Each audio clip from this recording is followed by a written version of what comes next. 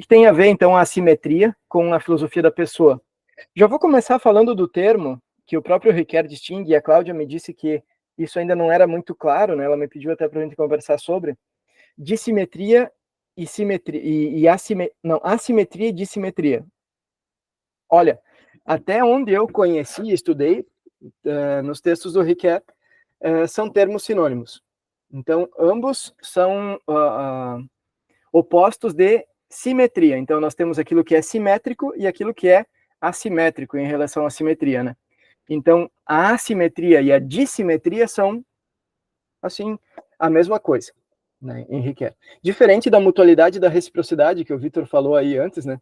Aí sim, a mutualidade e a reciprocidade, pelo mapeamento, pelo menos que eu fiz um pouco na pesquisa, na tese, a mutualidade e reciprocidade até a memória, história e esquecimento, o Riquet usa como sinônimos. E no percurso do reconhecimento é que ele estabelece a distinção entre da reciprocidade mais na perspectiva da lógica do mercado e a mutualidade mais na perspectiva das relações. E aí é que entra a questão da assimetria. A assimetria é condição de possibilidade para relações de mutualidade. Ele diz o seguinte: nós estamos muito acostumados com as relações simétricas do mercado, da lógica do mercado. Paguei pela caneta, recebo a minha caneta. Sei lá, ou relações de troca, né, que são sempre agonísticas, né, como diz também o Marcel Arnaf. Então, essas relações simétricas são as que nós vivenciamos a maior parte do tempo, as relações de reciprocidade com os outros. Agora, as relações de mutualidade, ou as relações que pressupõem um reconhecimento da assimetria, essas são muito mais difíceis, essas são, inclusive, relações que são as relações mútuas, são relações que a gente encontra nas amizades, mas não todos os tipos de amizade, porque ele diz que a amizade aristotélica, aquela pelo bom, pelo útil, pelo bom e pelo agradável, se não me engano. Nenhuma delas alcança, todas elas no fundo são recíprocas. Porque mesmo quando eu procuro a amizade pelo bom ou pelo bem, eu desejo e sou um bem para o outro porque o outro também é um bem para mim. Então continua uma lógica simétrica. Então diz que é na assimetria que a gente constrói relação efetiva e afetiva, o que é muito interessante, até para pensar até uma fenomenologia da afetividade, não sei até que ponto isso estava assim presente no Riquet, né, para se pensar, mas que se não houver algo afetivo, né, nas relações, nós não teremos então reconhecimento. Esse é o ponto. Então, isso está na base, né, para pensar a questão da assimetria e os estados de paz. E por que os estados de paz, né?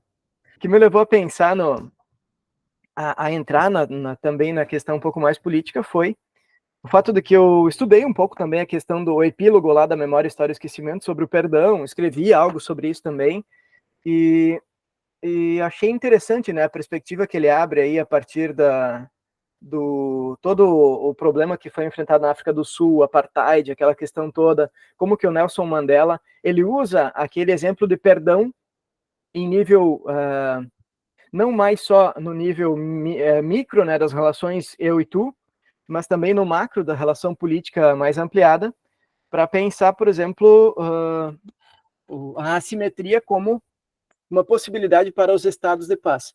Estados de paz que, como o Riquet sempre alerta bem, né, não é a perspectiva kantiana da paz perpétua, mas é a perspectiva de uma paz que ela não é permanente, ela é uma paz que evita que a gente, digamos assim, se permita cair naquela nossa inclinação que o Hobbes indicava, né, dessa nossa tendência a estarmos sempre aptos para a guerra, né?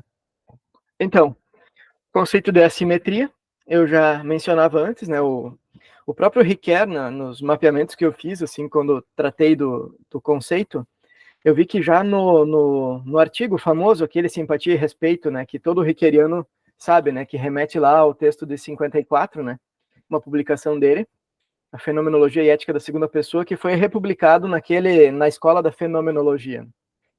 Então, desde 54, ele já trouxe o conceito, embora ainda sem muito aprofundamento. Ele estava ainda uma discussão assim, um pouco mais assim de uma certa contraposição em relação à assimetria, como o Levinas apontava.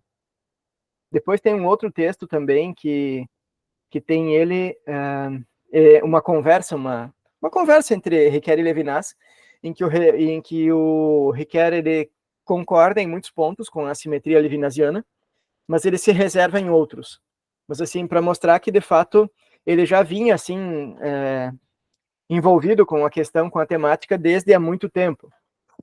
E a assimetria, então, por uns 50 anos, é um conceito que teve no pensamento dele, assim, pelo menos do que está mapeado, né? Depois, aí, bom, isso perpassa por várias áreas, né? Vocês conhecem bem, né? O quanto o Riquet foi profícuo, né, na produção dele. O conceito de assimetria e também de simetria, eles têm uma relação direta com, sobretudo, com a questão do reconhecimento. E eu tenho a impressão que eles estão na base também dos estados de paz. Eles são fundamentais para que a gente possa vivenciar estados de paz, como já mencionava antes, né? Então, aqui, já no Simpatia e Respeito, que eu mencionei antes, aqui, ó, a Cláudia também tinha mencionado, né, tá aqui, né, assimetria e dissimetria são sinônimos, tem o termo também em francês, como o próprio Riquet usa. Aí, então, aparece o conceito de simetria e dissimetria, num texto que vocês conhecem, né, envolve Russell e Kant, em que ele trabalha a questão da simpatia e do respeito. Ele faz aí uma relação entre simpatia, respeito, afetividade e norma. E ali é interessante que é uma das poucas vezes que eu sempre gosto de falar sobre isso, né? Porque não é comum, o Riquet não é rude, né? Ele nunca é rude, ele é sempre muito polido. Mas aqui talvez seja uma das poucas vezes que eu encontrei no texto do Riquet uma fala em que ele diga que como é que é mesmo o termo que ele usa sobre o Kant aqui? Que ele diz que o Kant parece um pouco ele fala de um formalismo vazio que o Kant parece que tem um certo ranço ali, né? Mas é assim até com um certo cuidado para falar, né? Que ele traz aqui, mas é uma das poucas vezes que a gente vê um uso assim um pouquinho mais rude do Riquet assim em relação ao Kant, mas ainda assim ele fala que, embora a gente tenha que isso possa ser, quando ele fala do respeito e do alcance da questão do respeito a partir dos imperativos e da norma moral, ele diz, nós temos que reconhecer que, embora o formalismo ele possa ser vazio de conteúdo, ao mesmo tempo ele é imbatível, né? Não tem como, de alguma forma, é insuperável o alcance dele nesse sentido em relação ao respeito. Seguindo, ele tenta, né, integrar a fenomenologia da simpatia, a ética do respeito, ele traz toda também aquelas denominações do Max Scheler, né, o cuidado para que a simpatia, como ele chama aí, né, não se torne uma fusão afetiva, por exemplo, né, que quando e aqui é uma questão clássica assim para pensar também a própria empatia, né? Porque se vira uma fusão afetiva não é empatia. A empatia justamente é o respeito pela singularidade do outro enquanto outro. E tem muito a ver também, como diz a Edith Stein, né, para trazer mais uma autora aqui, a Baila, né? A simpatia está muito próxima da empatia nesse sentido. E o contágio afetivo, ou a fusão afetiva, que ele diz, é quando alguém, então, tenta viver a vida do outro, ou assume pontos tenta, de alguma forma, não só viver, mas também abafa a outra pessoa, enfim, tenta ter algum tipo de fusão afetiva que é doentia, né, problemática. A questão daí aqui, aqui ele traz, né, toda a questão da violência na luta por reconhecimento. E, claro, é uma temática que vocês conhecem, né, que tem maior alcance ainda no percurso do reconhecimento. Aí o ponto de partida é Hobbes, o Leviatã, né, que se expressa no medo da morte violenta. Depois também ele traz toda a questão de Hegel, né, como que, aqui ele fala ainda da fenomenologia do espírito, e como que a fenomenologia do espírito, de alguma forma, ele diz, ela é uma resposta, pelo menos em termos políticos, ela tenta também trazer uma resposta a Hobbes. E ele diz que qual é o desafio que vem aí? a partir de Hobbes, para os modernos, é encontrar um fundamento moral que não seja o medo, e que esteja ao mesmo tempo alicerçado no desejo de reconhecimento. Então é isso, ele diz, olha, Hegel buscou, na sua resposta a Hobbes, de que, olha, não necessariamente a gente faz o que faz e busca fazer o que é certo só por medo. Nós podemos também fazer porque buscamos reconhecimento, né? E porque queremos, né, embora seja uma luta por reconhecimento, mas a luta ainda, eu acho que é mais o Honeth depois que vai desenvolver mais a questão da luta, mas em Hegel já aparece como essa busca incessante, é algo assim, não é exatamente o menosprezo em Hobbes, né? Mas uma busca também que envolve se a gente pensar a dialética do senhor e do escravo, enfim, um quer ser reconhecido pelo outro, as consciências tentam uma supra-suprimir a outra, diz lá o Hegel na Fenomenologia do Espírito, não conseguem e voltam para si mesmo infelizes, né? Essa busca por reconhecimento, ela é colonial, digamos assim, né? A gente falava antes com o professor Vanderlei, né? Ela tenta colonizar a consciência alheia. E por isso que ela entra em luta, entra em choque com a consciência do outro ou do adversário. Olha só, esse desejo de reconhecimento fundado na consciência de si é que impulsiona a luta. Uma luta que, como eu disse, né, ela é uma luta de dois que tentam se sobrepor um em relação ao outro, né? Honeth também, né, na Gramática Moral dos Conflitos Sociais, apresenta uma atualização do problema, mas é uma questão que reincide na fenomenologia do desprezo e que não é capaz de oferecer uma alternativa ao problema da luta interminável. Porque é isso, né, o Honeth tem presente, né, a questão de a luta por reconhecimento é permanente. Seria mais ou menos, daria para se dizer que é a perspectiva capitalista, se a gente quisesse trazer em outros termos, né, de alguém que tem que estar sempre subindo, né, e não importa como, né, enfim, galgando degraus na riqueza, para sempre estar no topo. E isso é infindável, não, é uma, digamos assim, é uma luta que não tem fim, né, para quem quer estar sempre, digamos, no auge, vai ter que estar sempre buscando isso e de alguma forma vai entrar em, não uma luta corporal, né, mas na luta simbólica, como o Riquet usa aqui, né, com os outros, né. É só ver o exemplo do Elon Musk, né, que se a gente quisesse citar um exemplo, né, assim, de alguém que, de fato, está sempre em algum tipo de embate, né, em função também dos seus interesses pessoais e da manutenção desse reconhecimento que vem um poder que vem pela riqueza, né. Uma perspectiva mais ética e moral, já no si mesmo como um outro, o autor enfatiza a necessidade da simetria, tanto para a invenção de normas quanto para assegurar a aplicabilidade da justiça. Então, a simetria não é que o Riquet ele diga assim, só com a assimetria é que nós temos convívio humano. Não. A simetria é fundamental. Tanto é que as normas morais são simétricas, a justiça ela busca uma simetria quando a balança está lá, né? A justiça está lá com os olhos fechados e tenta equilibrar a balança.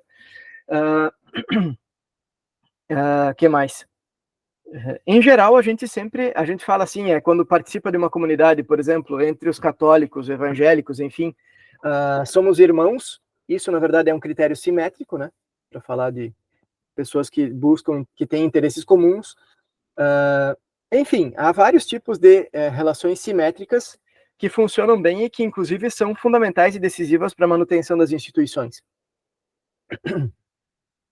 E aí, o autor traz a questão da solicitude como um ponto de convergência entre a reciprocidade da amizade aristotélica e a regra de ouro, do imperativo categórico, que é formalizada, né, no imperativo. Vocês lembram lá no Si Mesmo como Outro, né, que o Riquet diz, olha, os kantianos provavelmente não concordarão, né, mas eu tenho, para mim, ali ele diz em outras palavras, né, que a regra de ouro, o imperativo categórico é nada mais do que a formalização, é uma fórmula filosófica da regra de ouro, né, que tem a versão positiva e negativa, lembram, né, ó, não faça teu próximo o que não gostaria que te fizesse, ou a versão positiva, que o evangelista põe ali na fala do próprio Jesus, né, que é ama teu próximo como a ti mesmo.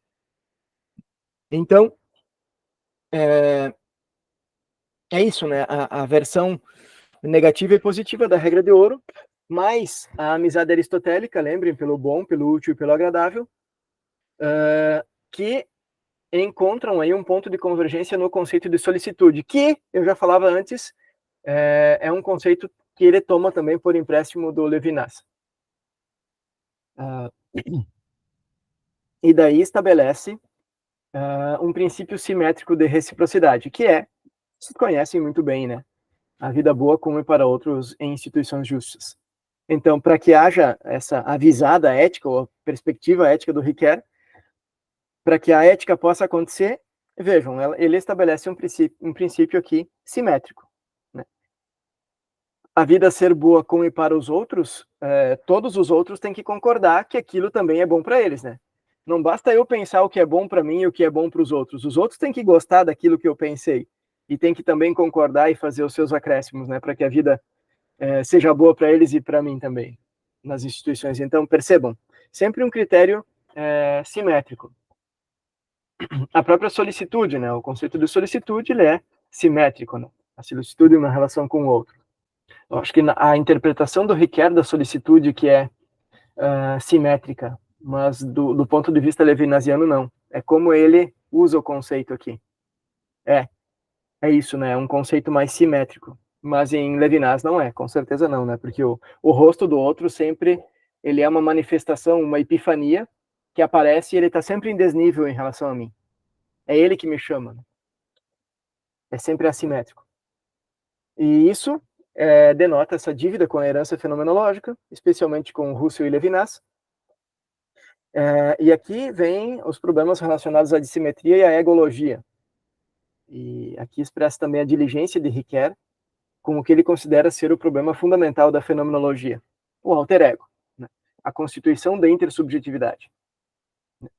Do mesmo modo, a seriedade com que Russell e Levinas enfrentam essa questão revela a importância dessa discussão sobre o problema. Ele, inclusive, fala, né, que os dois são os grandes mestres da fenomenologia. E, de alguma forma, com isso, eles são também os mestres da assimetria.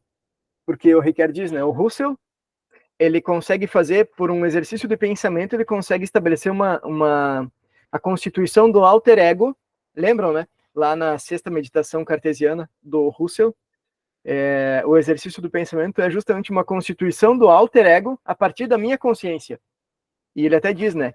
O outro está lá como se fosse eu, não sou eu, mas é como se eu estivesse lá, e por isso ele é um outro eu. Mas sou eu que projeto. Né? E por isso que eu identifico ele como um outro eu.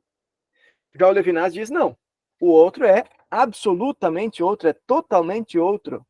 É uma coisa quase messiânica, né? O Suzin escreve sobre isso, né? O outro como messiânico, né? Ele é quase como se deslocasse o conceito de Deus e se colocasse a alteridade no lugar de Deus, né? Numa relação dissimétrica de lá para cá. Enquanto para Russell a relação é dissimétrica daqui para lá, né? Eu sou aquele que constitui o outro. Para Levinas é quase que o outro que me constitui. Não é bem a mesma perspectiva, né? Porque daí é um chamado ético, né? Um apelo ético, né? Do Levinas, mas é o outro que está acima. Então, os dois mestres da fenomenologia e também da assimetria. Aqui, né? Isso já sou eu que estou dizendo, tá? Não tá. O mestres da assimetria é eu que estou inventando agora. Não está no Ricoeur. Então, aqui ele diz, né? São polos que, de fato, são diametralmente opostos, mas ele diz, olha, a grande descoberta da fenomenologia é justamente essa, né? A dissimetria originária. Porque o próprio Russell se dá conta, em algum momento, que qual é o limite da fenomenologia? O outro. Porque eu só posso constituir o outro enquanto, embora, para todas as outras coisas e formas de vida do mundo, eu consigo intuir a essência, né? Eu consigo intuir a essência dessa caneta, eu consigo intuir a essência de uma árvore, eu consigo intuir a essência de, sei lá, de um boi, eu consigo compreender a essência do que é. Agora, quando se trata da outra pessoa, eu não posso. Isso é uma barreira ao método. É o único limite, assim, da fenomenologia. É a única essência que não pode ser intuída. E ali que entrou depois Edith Stein com um trabalho que foi revolucionário, né? Que foi justamente sobre o conceito de empatia. para mostrar como é que se dá, então, essa percepção, né, em relação ao outro, né? Como é que eu percebo o outro, né? Porque é uma percepção intelectual que eu faço, né? Porque ela não se desvincula da fenomenologia. Mas, ao mesmo tempo, eu consigo sentir algo quando eu percebo a alegria, a dor, o sofrimento, seja lá qualquer dos sentimentos que o outro manifeste. Enfim, já estou entrando na Edith Stein aqui, no conceito dela. Não é o propósito aqui, mas depois a gente pode falar mais. Depois, sim, no percurso do reconhecimento aparece, assim, perfeitamente, né, o conceito. Aqui, ó, ele diz o seguinte, está aqui na nota de rodapé. O termo mutualidade é o termo que tem a ver com as trocas entre indivíduos, e o termo reciprocidade para relações sistemáticas, cujos vínculos de mutualidade não constituiriam senão uma das figuras elementares da reciprocidade. Em outras palavras, a reciprocidade está mais relacionada à esfera mercantil e a mutualidade ao dom.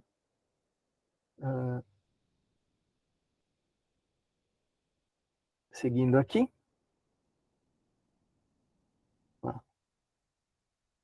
Nesse texto aqui do percurso do reconhecimento, vocês lembrarão, né, que em dado momento ele se depara com Marcel Enaf e a questão do enigma da retribuição e a noção de sem preço, que desemboca no enigma do dom. E o Marcel Enaf, inclusive, também aproveita estudos do Lévi-Strauss, do Marcel Mauss, e também traz todo o entendimento dos Maori, né, lá da Nova Zelândia, em relação ao dom, né, que o Marcel Mauss teria interpretado, então, o dom como esse fenômeno circular, como se houvesse uma magia no dom, né? Quando alguém dá um presente para alguém, é como se isso liberasse um tipo de magia, um encantamento, que faz com que esse presente faça um círculo, que pode demorar poucos dias ou às vezes vários anos, mas em algum momento ele vai voltar para mim. Não na mesma forma, eu dou uma caneta e não necessariamente vou receber uma caneta, mas algum dia o dom volta. Isso é muito interessante. Aí o Lévi-Strauss também tentou uma interpretação, mas a interpretação do Lévi-Strauss é muito mais simples, assim, no sentido de que ele diz, não, isso aí é só a reciprocidade pura. Alguém deu algo e está esperando que isso volte, né? Então, é a ideia do presente interesseiro, né, que as pessoas dizem, né, você dá alguma coisa já pensando no que a pessoa vai te dar na ocasião que ela puder te presentear, né? Ele diz que as nossas relações funcionam assim e simplesmente é desse jeito. Marcel Enaf entra na questão também, e embora ele não concorde plenamente com o Lévi-Strauss, ele acredita que há essa perspectiva de um dom, assim, ele mantém a perspectiva de um presente, sim, que é dado, mas que volta por uma lógica também, assim, de reciprocidade pura. Quer dizer, voltou porque tinha que voltar, né? E o Riquet aprofunda um pouco mais, né, nesse sentido, assim, né, não sei se é melhor ou pior, né, não é um juízo de valor sobre o Riquet, né, embora eu seja tentado a achar que a interpretação do Riquet é melhor, mas o Riquet diz o quê? Que, na verdade, quando eu recebo algo de alguém, eu me sinto grato. Então, pode ser que em algum momento, quando eu tiver uma ocasião de devolver esse dom que eu recebi, eu devolverei. Por isso que ele interpreta, por isso que ele entende que o próprio perdão pode ser entendido como um dom, lá no epílogo da Memória, História e Esquecimento. Se vocês virem lá. Por quê? Porque o dom, e como é que funciona o perdão e o dom aqui? É uma relação dissimétrica. Aqui também, né, quando eu recebo algo de alguém e não me sinto na obrigação de devolver, mas eu me sinto grato, e por ser grato é que algum dia eu devolvo, e isso não tem um preço estabelecido, né? Pode ser que eu ganhe uma caneta Bic e devolva, sei lá, um abraço? Não sei, né? Tô pensando aqui, né? Não tem preço. Essa é a grande questão, né? O dom, ele é sem preço. Né? Essa foi a sacada do Marcel Enaf. Né? Que não necessariamente, pode ser que uma coisa seja paga depois, entre aspas, né? De volte, sem necessariamente ter uma equivalência. Pode ser que alguém um dia ganhe um carro e depois devolva uma caneta, não sei. Ou pode ser que alguém seja perdoado, né, por alguém. Olha só, falando do perdão aqui. Alguém pode ser perdoado. E o que acontece quando nós temos uma relação, por exemplo, de alguém que causou uma ofensa, ou roubou, sei lá, fez alguma coisa para outra pessoa? Aquele aquela suposta similitude, aquela suposta equilíbrio simétrico é rompido. O que a justiça faz quando ela é efetiva? Ela tenta, de alguma forma, restabelecer esse equilíbrio. Por isso que ela é simétrica. O que faz o perdão? Há um desequilíbrio aqui, aquele que foi ofendido, né, e aquele que ofendeu. O perdão, ele trabalha na perspectiva de não estabelecer uma simetria nova, porque ele pode ser que aquele que perdoa aqui, ele passa a ficar, digamos assim, num outro nível, né? Ele não vai ficar simétrico em relação ao perdoado. O perdoado, se ele se sentir grato, né, por ter sido perdoado, bom, aí ele pode buscar uma nova relação. Eu não sei se eu estou me fazendo entender plenamente aqui, mas é que o que é o ponto fundamental aqui para a gente pegar? É que o Riquet diz que quando se estabelece uma relação ou se restabelece uma relação, o que precisa ser reconhecido é justamente o desnível ou a assimetria que está, digamos assim, que está acontecendo entre elas. Ou pode ser que uma relação esteja simétrica, mas algo faz com que ela fique assimétrica. Alguém toma uma iniciativa de dar algo para outra pessoa, fazer um dom, né? E isso causa uma assimetria. Essa pessoa grata, talvez retribua. É esse a interpretação do Riquet dessa circularidade, desse enigma do dom, né? Desse retorno. Então, esse princípio de reciprocidade enquanto basilar, fundamental para a civilidade e para a política em geral, ele tensiona, por meio de uma concordância aqui em relação à filosofia do Enaf, é uma concordância discordante, né, como escrevi aqui, né, porque algumas coisas ele também entra em choque, que tanto é que o Enaf, num dos últimos textos, diz que, eu não vou saber as palavras exatas, mas ele meio que diz assim, o Riquet estava tão bem até o si mesmo com o outro, por que ele foi falar isso aí no percurso do reconhecimento, né? Por que ele foi entrar nessa história de assimetria, né? Mas a hipótese principal aqui é ancorada nos conceitos de sem preço, simetria mercantil, assimetria da gratidão e dom cerimonial, é de que o reconhecimento somente é efetivo e afetivo quando se percebem e se valorizam as diferenças, isto é, aquilo que nos faz assimétricos em relação aos outros. Então, o reconhecimento só é afetivo e efetivo quando nós percebemos as diferenças. Então, lá na base mais fundamental, aquela base do eu e tu, aquela, digamos assim, digamos assim, onde no mais profundo, assim, na proximidade, quando ele diz assim, quando a gente respeita uma justa distância em relação ao outro, mas ao mesmo tempo a gente tem uma intimidade suficiente para reconhecê-lo e perceber a diferença dele em relação a mim, e essa assimetria que tem nas nossas diferenças, é aí que nós começamos uma relação. As relações não começam simétricas. Se elas de fato são relações humanas que não tendem a sei lá, a descambar na luta, elas partem de um reconhecimento assimétrico. Porque se elas partissem de um reconhecimento simétrico, vejam o problema. O Hobbes, lá no Leviatã, o que ele diz? Nós somos todos iguais.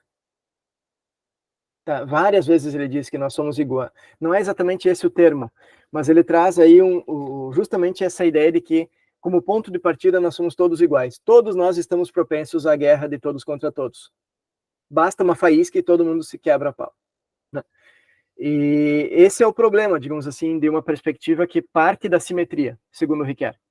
Por isso que ele vai lá para o Russell e o Levinas buscar o conceito assimétrico. Ele diz que uma relação efetiva e afetiva, ela começa no reconhecimento mais profundo, mais basilar da assimetria que eu tenho em relação aos outros. Eu posso estar numa assimetria abaixo, acima, isso não importa, mas eu preciso reconhecer. É mais ou menos, sei lá, a gente poderia tomar um outro exemplo aqui, quando se pensava, por exemplo, a infância como as crianças como mini adultos, e se tratava as crianças como adultos. Não funciona, né? É um problemaço, né?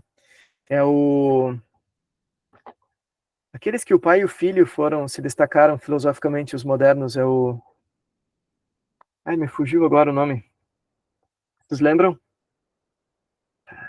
Stuart Mill e o outro é o Stuart e o pai dele, ou o filho dele. Qual era a questão fundamental deles aí? O pai cria o filho e o filho aos 3 anos já sabia falar grego. Influente. Vocês percebem que tem problema aí, né? Ele tratava o filho como uma tábula rasa, mas como um adulto em miniatura. E o filho, com 18, 19 anos, depois teve uma crise depressiva, né? Claro, é um problema, né? De se pensar sempre pelo ponto de partida da simetria. Hum, olha aqui, olha que interessante isso aqui é do Levinas, né? Em outra mente que ser ou mais além da essência. Trata-se de uma justiça que permita comparar os incomparáveis, como assevera o Levinas, né? Uma justiça que permita comparar os incomparáveis. Em outras palavras, o Riquet diz também, ó, quer se parta do polo ego ou do polo alter, trata-se cada uma das vezes de comparar incomparáveis e assim igualá-los. Um curioso paradoxo aqui, né? Exatamente quando definimos critérios de igualdade, equidade, similitude, que são fundamentais para a organização de grupos e instituições, parece que estamos também definindo critérios de exclusão e de luta por reconhecimento. O que nos torna civilizados também nos recoloca em marcha uns contra os outros. A justiça, de fato, restitui o equilíbrio entre as partes. Mas e as relações? Questiona o Riquet. Né? Aqui vocês acompanharam, né? Há pouco tempo vivemos no Brasil também períodos de quase selvageria, milícias armadas e digitais, exatamente como previra o Hobbes, né? Na ausência do Estado e da civilidade. Eu já mencionei isso, né? Homo homini lupus, né? O homem é lobo do próprio homem. Uma simetria aqui, né? Somos nivelados pela barbárie, pela constante predisposição para a guerra, o que Freud também designou de thanatos, né? O thanatos com o impulso de morte. Então, parece-nos óbvio aqui que, no entendimento de Riquet, os estados de paz não estão desvinculados da luta por reconhecimento. Muito embora não seja comum atrelar o conceito de luta ou de paz, há uma motivação moral nas lutas pelo reconhecimento que não é utópica. Né? Sendo assim, os estados de paz devem poder corresponder às experiências pacíficas de reconhecimento mútuo e têm um caráter excepcional, porque se tratam de mediações simbólicas que ocorrem nas intermitências das relações cotidianas, tanto de ordem jurídica quanto mercantil, ambas simétricas. Lembram lá no texto, aquele que antecede o percurso do reconhecimento, foi traduzido pelo Cláudio e pelo Noeli, mas me fugiu agora o título, mas lá tem, o Riquet, ele menciona que ele está mais interessado naquele nível do pré-jurídico e do pós-jurídico, que é aquilo que acontece antes e depois, né, da relação simétrica. É bem nessa perspectiva aqui, um caráter excepcional, ou como ele diz também no percurso do reconhecimento, se não estou enganado, aquelas são apenas, assim, são momentos, né, os estados de paz e essas interrupções na luta pelo reconhecimento são pequenas clareiras, são pequenos momentos, assim, de paz no meio dessa loucura que é o cotidiano, né? Olha aqui, ó. Vale recordar que não é preciso superar a simetria da reciprocidade para que haja reconhecimento em nível jurídico e institucional. Nesse caso, a simetria é necessária, como no caso da luta por direitos iguais entre homens e mulheres, por exemplo. Pouco tempo, né, teve também a lei de paridade salarial. E vocês me corrijam, né, se eu falar alguma bobeira aqui, alguma coisa, alguma heresia. Em contraponto à luta por reconhecimento, Riquet entende que é possível vivenciar, eventualmente, são raras, né, experiências de reconhecimento positivo, como em ocasiões cerimoniais, troca de presentes, ou quando perdoamos ou somos perdoados por alguém. fundamentalmente, são essas experiências positivas as responsáveis pelo reconhecimento efetivo, e não os sistemas jurídicos, que seguem a lógica da reciprocidade.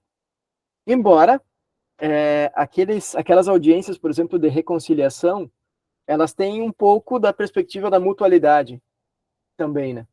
E não só dessa reciprocidade pura, fria.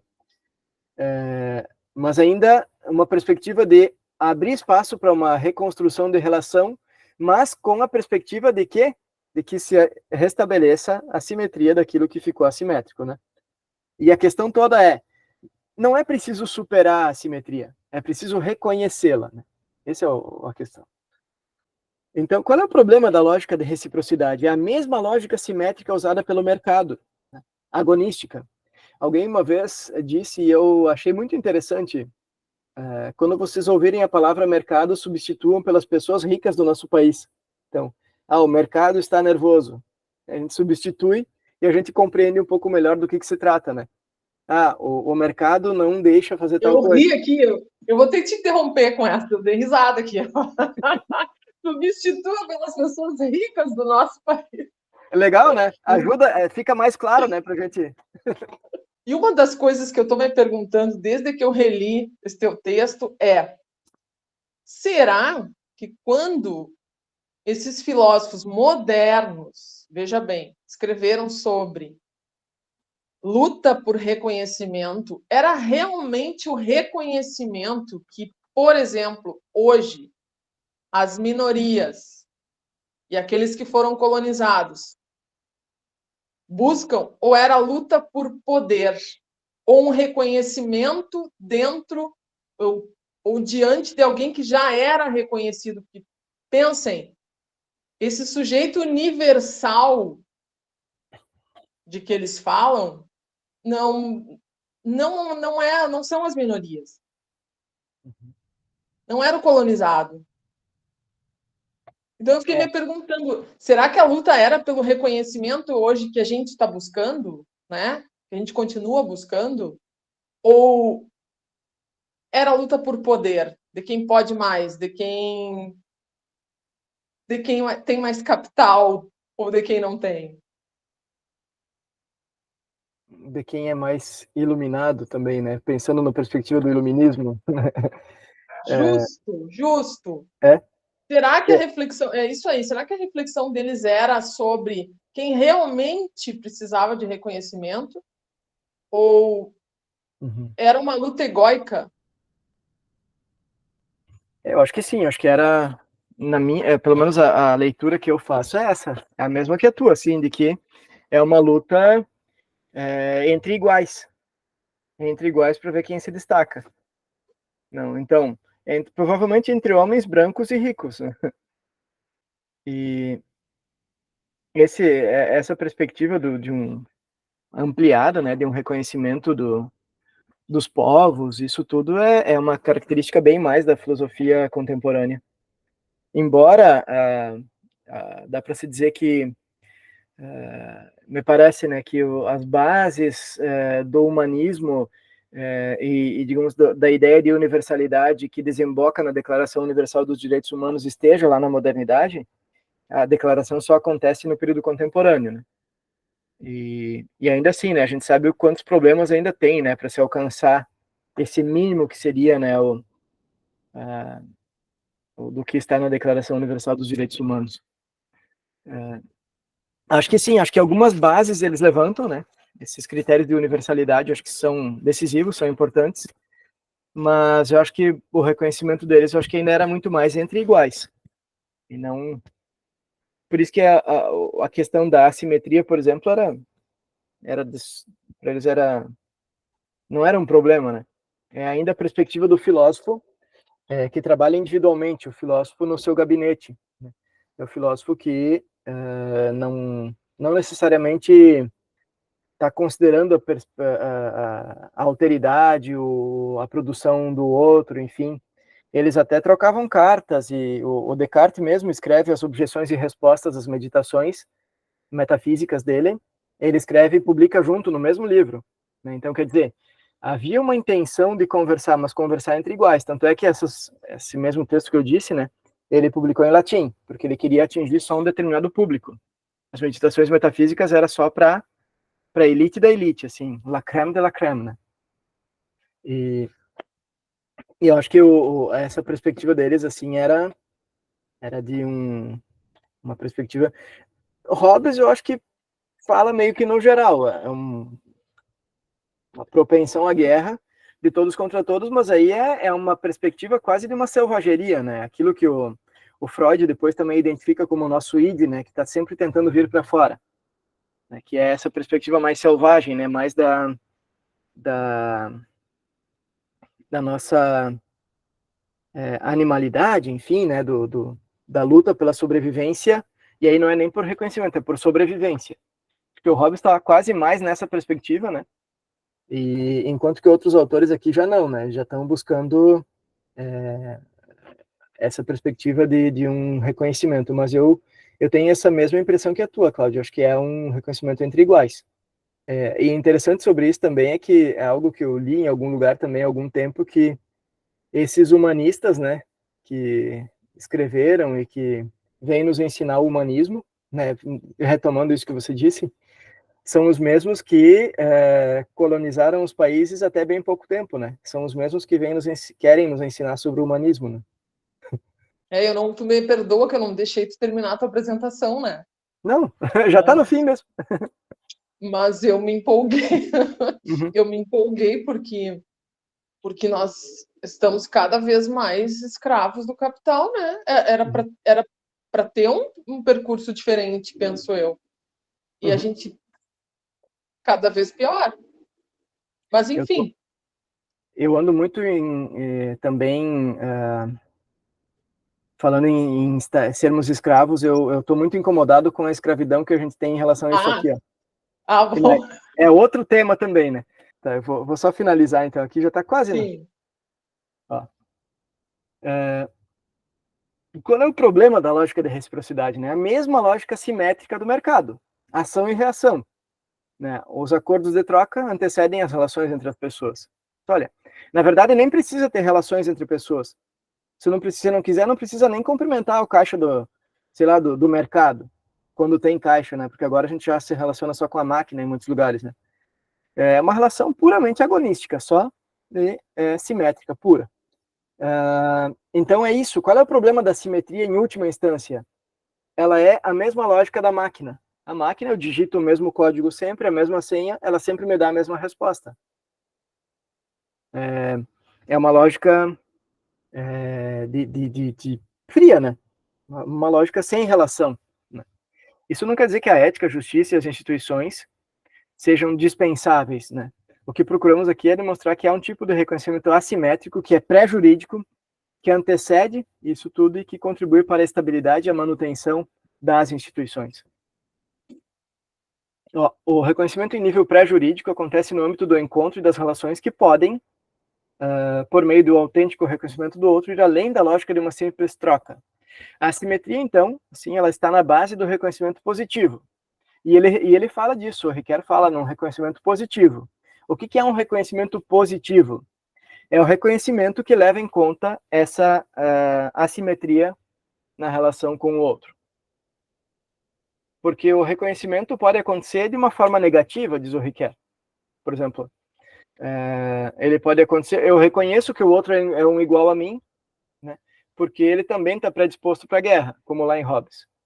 E por isso, eu prefiro, então, que haja um Leviatã que nos governe com mão de ferro, mas que vai impedir que a gente entre em guerra uns contra os outros. Um reconhecimento, eu reconheço o outro de forma negativa. A consciência que volta para si mesma infeliz depois que tentou supra-assumir o outro, lá da fenomenologia do espírito, é um tipo de reconhecimento também. Eu reconheço que tem alguém aí, mas é um reconhecimento negativo, porque tentou, de alguma forma, supra-assumir, tentou colonizar, né, o outro. E a assimetria, que está na base desse reconhecimento positivo, ela contribui para o nosso frágil equilíbrio social, né? E é tão fácil de gerar um desequilíbrio, né, social, se a gente parar para pensar, que são o quê? Os estados de paz ou as clareiras nos horizontes dos conflitos, usando as palavras do Riquet aqui, né? que é, em outras palavras, o não retorno à predisposição para o estado de natureza. Esse é o primeiro passo, né? Se não houverem instituições, se não houver, né, aqui tá, isso aqui não fica plural, né? Não sei por que aqui. Se não houverem instituições que promovam a similitude da ética, da justiça, dos direitos e deveres, não existirá civilidade nem sociabilidade. Enfim, uma importante menção a ser feita acerca da temática do perdão, né, que eu disse que voltaria lá em cima. Um dos principais exemplos de assimetria nas relações, que está lá no epílogo da Memória, História e Esquecimento, que assume um papel de destaque enquanto uma das formas possíveis de reconhecimento, não apenas intersubjetiva, mas também entre povos e nações. O perdão, nesse contexto, pode reverter a nossa propensão para a guerra, conforme alertou Hobbes, e promover os estados de paz, que não necessariamente vão produzir uma paz perpétua, como é a utopia kantiana, mas podem contribuir para uma cultura de paz. O Ricoeur fala, né, em irradiação, isso vai, exemplos de perdão e de reconhecimento positivo, eles fazem eles causam uma irradiação de uma cultura de paz. Não quer dizer que essa é como se caísse, quando cai uma gota d'água, assim, cai na água e ela causa uma onda, assim, né? Não quer dizer que essa onda ela vai se tornar mais forte e vai, sei lá, virar um tsunami. Não. A tendência é cada vez ela ampliar um pouco mais e ficar mais fraca. Mas ela vai ficar ressonando ali, né? Ela vai ficar ressonando para uma gota d'água, não sei se é o melhor termo, né? Mas ela vai ficar, o impacto ele causa, por um certo período de tempo, ele continua, né? Produzindo ali um efeito. E é isso que o Ricoeur diz, né? Nós precisamos de tempo em tempo que caia uma gotinha dessas, né? No meio da nossa loucura constante, né? Para que a gente não acabe entrando em guerra civil, né? Ou em guerra uns contra os outros, né? E a gente está num período muito sensível em relação a isso, né? Se a gente observar as guerras que estão acontecendo no mundo afora. Né? Parabéns, Paulo. Muito obrigada pela reflexão. Tu sabe que eu fui procurar hoje no Google algum artigo, algum outro comentador sobre a questão da assimetria e dissimetria, e só saía Paulo Gubert. Não dos brasileiros. Dos brasileiros. Os estrangeiros eu já não sei. Tem o professor aquele da Colômbia, que é muito bom, o Manuel Prada Londonho. Eu e ele fizemos as teses, os dois, sobre a simetria, mais ou menos no mesmo período. Sim, sim. E aí não consegui achar. Bom, então eu não vou ler nada, né? Porque é tudo do Paulo, não adianta eu querer fazer um contraponto ou debater alguma coisa. E a minha tese foi no mesmo sentido, claro, com uma ótica diferente, porque eu trabalhei a ética, né? Mas a questão do outro na ética. Então eu fui pelo mesmo caminho que tu foste, né? Na questão do reconhecimento, dessa importância que o Ricoeur dá para a singularidade, para a intersubjetividade, enfim. Tem um tópico, um subtópico, na verdade, na minha tese, que é, se eu não estou enganada, são anotações introdutórias sobre a moral do Kant. Tá? E eu separei o trecho, ao invés de separar o título, eu separei o trecho. Tem uma coisinha que eu queria destacar sobre o Kant por Henri Kerr, porque a princípio parece que ele não é kantiano, né? Mas ele termina no justo, reconhecendo que a moral do dever tem um peso talvez um pouco maior sobre a teleologia aristotélica.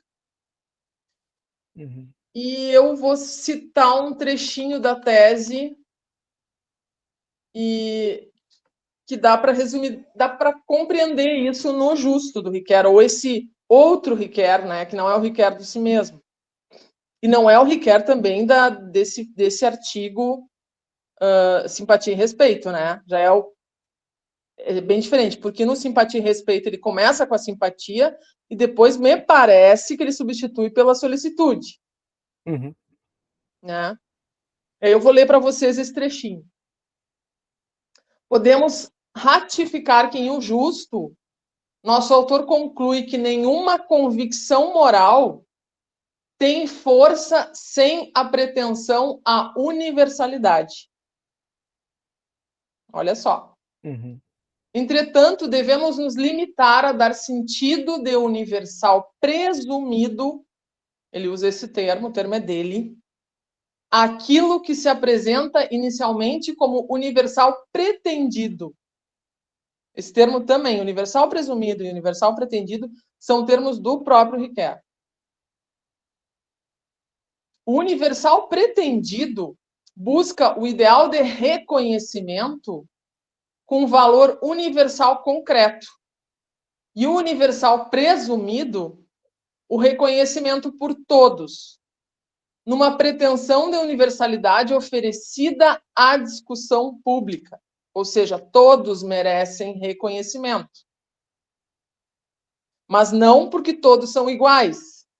Né? Eu reflito assim a partir do que ele coloca. Uhum. Conciliando-se o nível da moral abstrata com o da sabedoria prática. Universalismo e contextualismo. Eu sinto não ter desenvolvido isso aqui melhor na tese, eu não desenvolvi.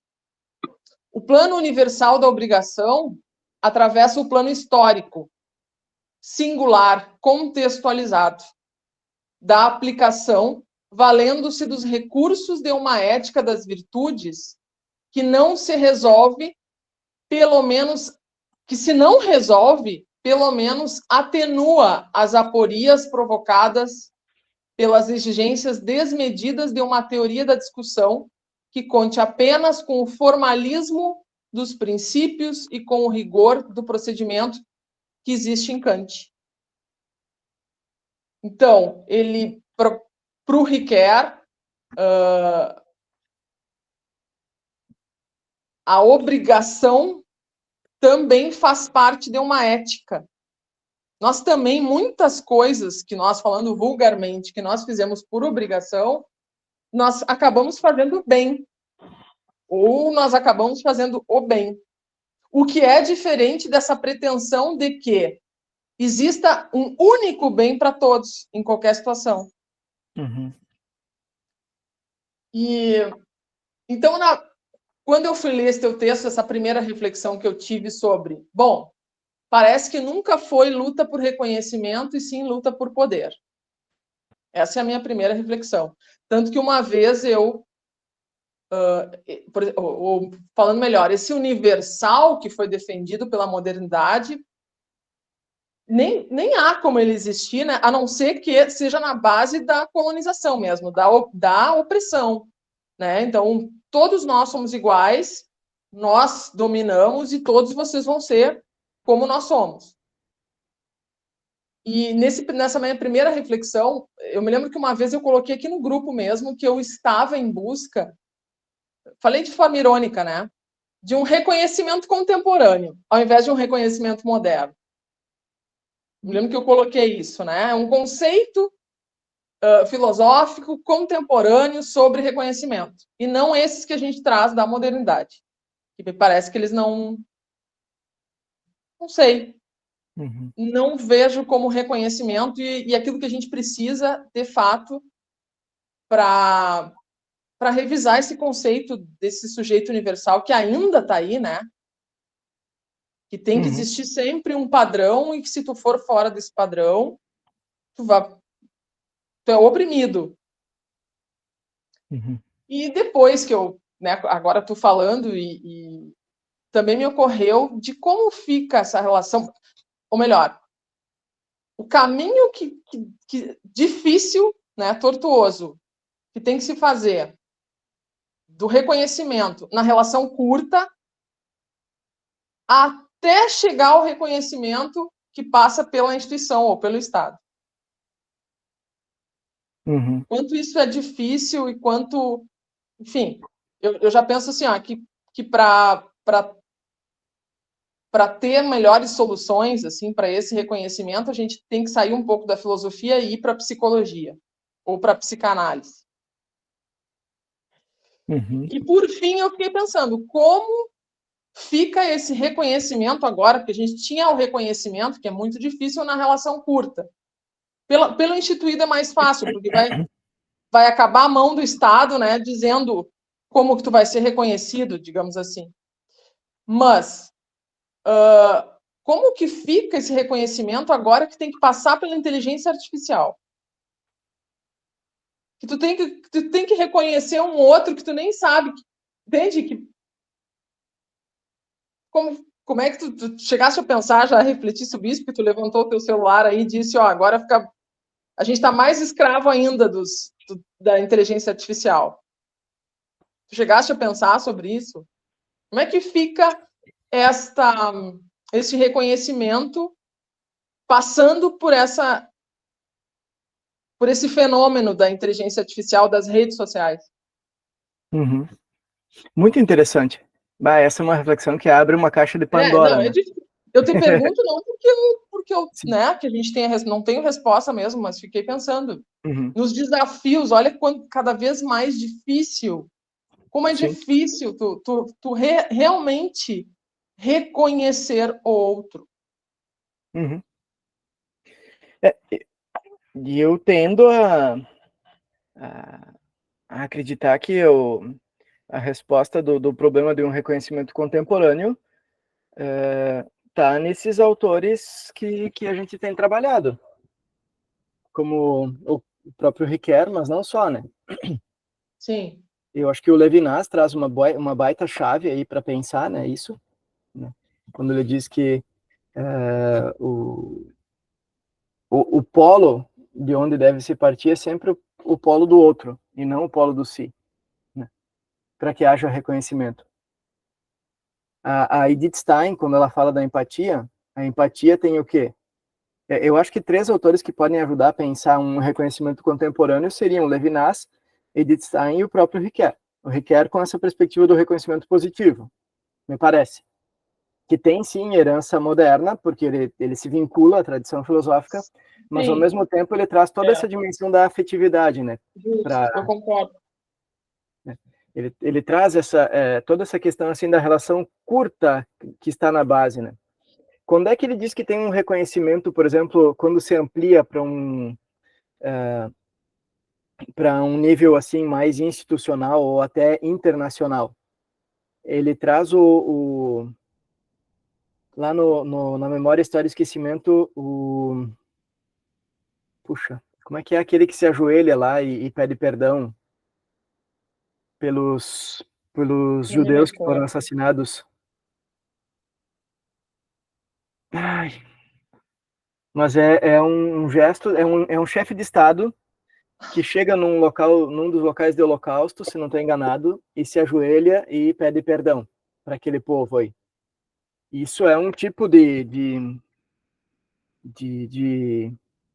acho, de tentativa de reconstrução que é o inverso dessa perspectiva moderna do colonizador, né? Daquele que, tá, vamos então estabelecer direitos universais para todo mundo, desde que todo mundo seja como eu, né? Que é isso que você disse antes, né, Cláudio? Sim, sim. Desde que todos sejam iguais a mim. É o mesmo princípio do arianismo, né? Dos nazistas. Vamos criar uma raça pura, a ariana, que vai dominar e vai ser a única, porque essa é a melhor. Melhor para quem? Desde que perspectiva? Eu acho que o reconhecimento, então, na perspectiva do Levinas, ele acontece porque justamente ele tira o eu do centro. Na Edith Stein, da mesma forma, a empatia só é empatia quando eu tomo o outro como em consideração, quando eu coloco o outro em primeiro lugar, né? Então, tem até uma brincadeira que aqui tem um personagem folclórico, não sei se o professor Vanderlei acho que conhece, não sei se os demais também, o tal de Guri de Uruguaiana, que ele imita um gaúcho, assim, e faz piada e brinca, né, com as histórias de gaúcho. E daí tem uma figurinha dele que ele tá assim, e tu senta para contar uma coisa de ruim que te aconteceu, e a pessoa, em vez de te ouvir, ela começa um concurso para ver quem sofre mais, né? Isso é o oposto da empatia, porque você percebe o sofrimento do outro, mas se coloca em primeiro lugar, né? Você se coloca, não, o outro diz, alguém te diz assim, não, porque você comenta, sei lá, né, que aconteceu tal coisa, não, isso aí não é nada, tu não faz ideia do que me aconteceu. Nossa, isso é como dar uma paulada na cabeça daquele que está sofrendo, né? E isso é o oposto, isso é a perspectiva do eu colonizador, né? A empatia desloca o eixo para o outro.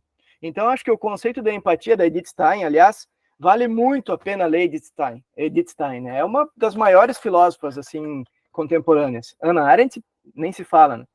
Mas, assim, eu aprendi muito com ela. E isso depois já de ter lido Ricoeur, né? Eu acho que é uma autora que vale muito, muito a pena.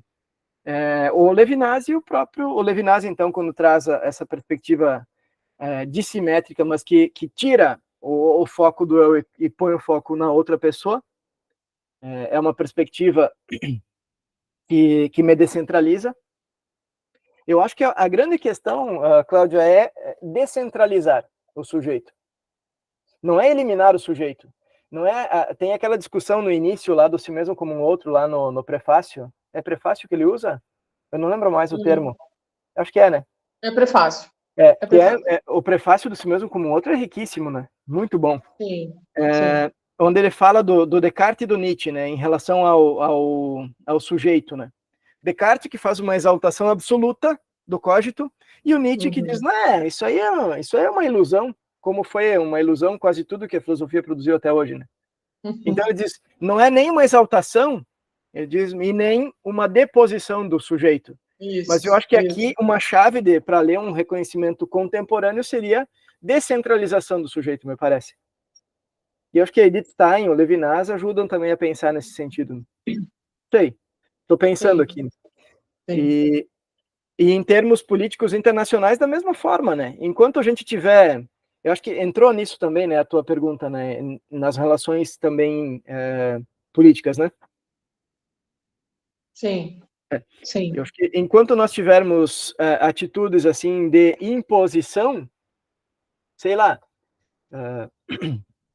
alguém que quer se impor os valores e aquilo que tem a partir do reconhecimento de si só e de que a sua cultura é melhor do que a outra, não vai dar certo, né?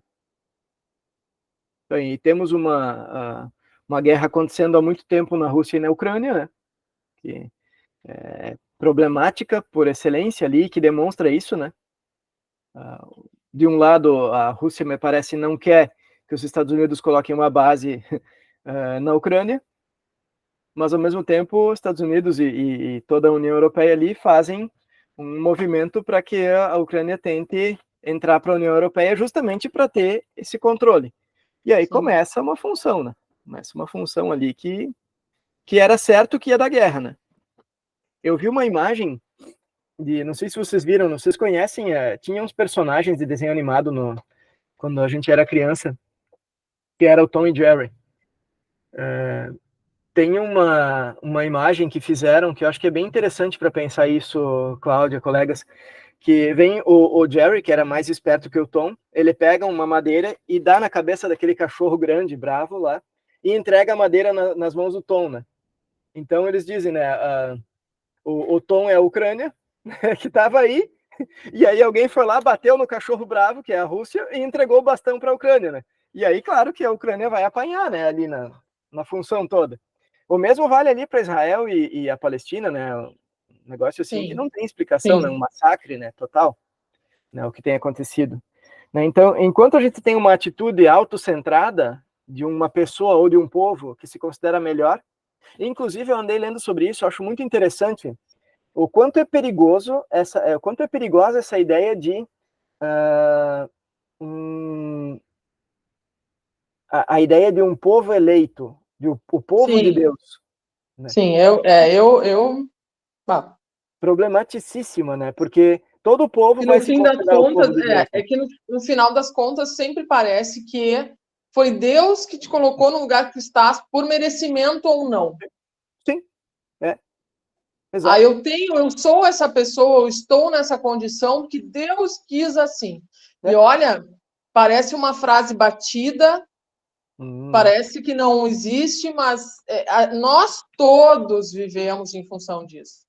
Sim, Nós todos, e se não é Deus, nós jogamos isso para uma outra esfera, não pelas nossas capacidades, não pela nossa responsabilidade, não pela nossa liberdade, não, mas sim porque Deus ou alguma circunstância da natureza quis assim.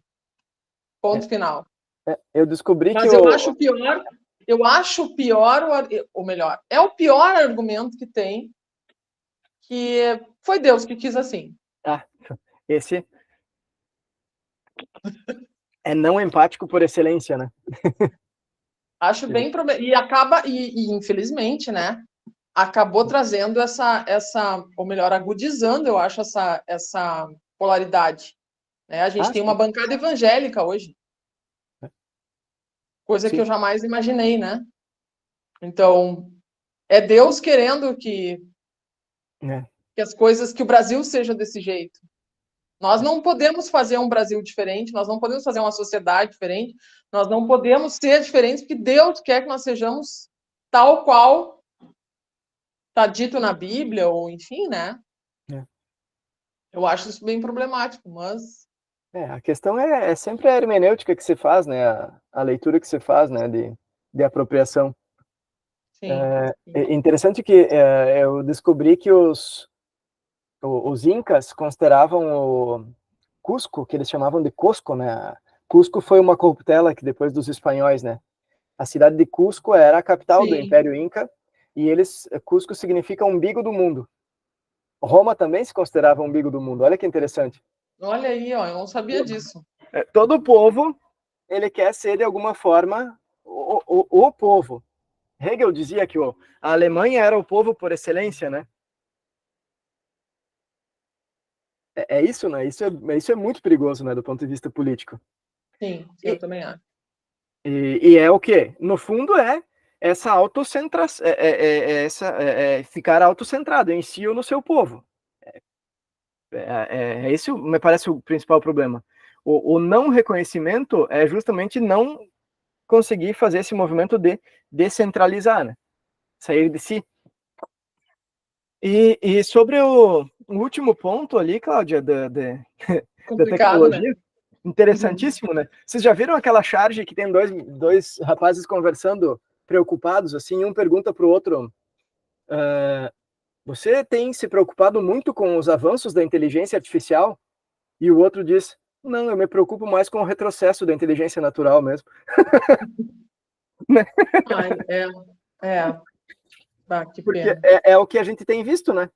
Inclusive tem os novos, já tem se comprovado que as novas gerações estão se desenvolvendo pela primeira vez depois de muito tempo com um QI inferior aos pais, né? Em função do uso excessivo de tecnologia, né?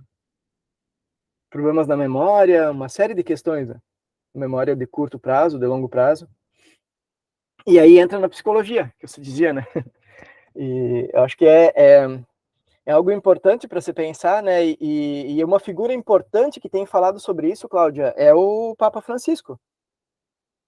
Ele tem insistido muito na ideia da cultura do encontro, e nisso eu concordo plenamente. Cultura do encontro, olha aí, gente. Por isso que é bom, né? Cultura do encontro, assim que chamam. É? Claro, faz sentido. Porque eles não dá para negar, né? A gente não pode negar ou achar que, sei lá, agora todo mundo vai queimar os celulares e aí vai dar. Não, Não. não. Isso não tem Não, mas como. não, eu falei sério mesmo, interessantíssimo, porque olha onde chegamos, de desenvolver a cultura do encontro, porque isso não tá acontecendo. Temos que promover a cultura do encontro, né? Então, embora a tecnologia seja muito útil, inclusive está favorecendo que a gente possa estar se encontrando hoje aqui, né? O que Sim, é sim, muito bom, né? sim.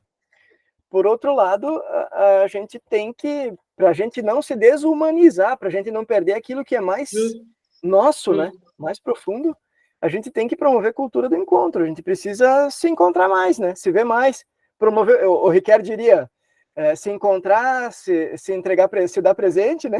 Promover o dom, né? Promover o dom. Essa coisa toda. Aliás, mas olha aqui, ó, tu sabes que tu tá falando do dom, tu te recordas, eu acho que tu escreveu sobre isso. A origem dessa cultura do dom é da onde? Ela é Onde é que meio isso... que ela tem, faz parte o Jung, o psicólogo aquele famoso, o Jung, ele diria que ela é do nosso inconsciente coletivo. Todos os povos desenvolvem de alguma forma a lógica da cultura do dom. Por isso que o Marcel Mauss encontrou lá numa sociedades mais arcaicas, mas não no sentido de atrasado, tá? Que arcaico significa a sociedade que conserva os valores muito antigos ainda e que preserva, e que é muito bonito, né?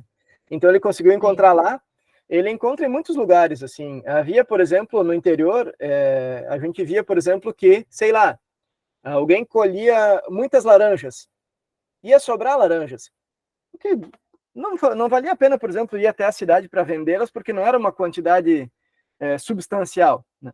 Então ele ia lá e entregava uma quantia dessas laranjas para os vizinhos, para um vizinho, para o outro. Depois o outro vizinho colhia bastante pêssegos. Aí ele vinha lá e trazia também os pêssegos. Me parece que é uma lógica circular do dom que acontecia aí, que eu só me dei conta muito tempo depois. Sim. E é algo assim que me parece o Jung diria que Carl Jung, né? Que é do nosso inconsciente coletivo. Todos os povos desenvolvem de alguma forma a lógica do dom.